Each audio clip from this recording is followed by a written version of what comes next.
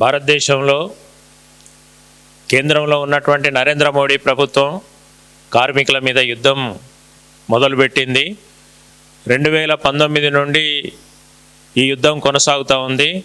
అది ఏ రూపంలో జరుగుతుందంటే, మన దేశంలో 29 రకాల కార్మిక చట్టాలు బ్రిటిష్ ప్రభుత్వ కాలం నుంచి కూడా పోరాడి కార్మికులు సాధించుకున్నటువంటి చట్టాలను యజమానులకు అనుకూలంగా మోడీ ప్రభుత్వం రద్దు చేసి వాటి స్థానంలో 4 లేబర్ కోడ్స్ను తీసుకొచ్చారు.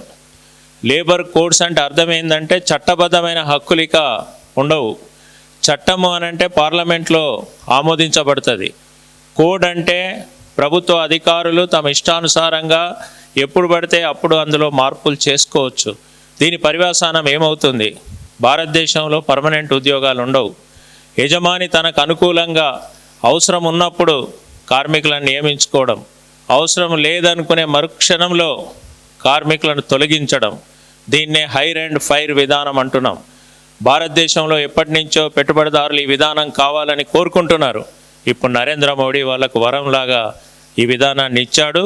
అందుకే లేబర్ కోడ్స్ని ఉపసంహరించాలని ఫిబ్రవరి 12వ తారీఖు నాడు అఖిల భారత సమ్మె జరుగుతుంది. కార్మికులందరూ ఇందులో భాగస్వాములు కావాలని చెప్పి నేను విజ్ఞప్తి చేస్తున్నాను.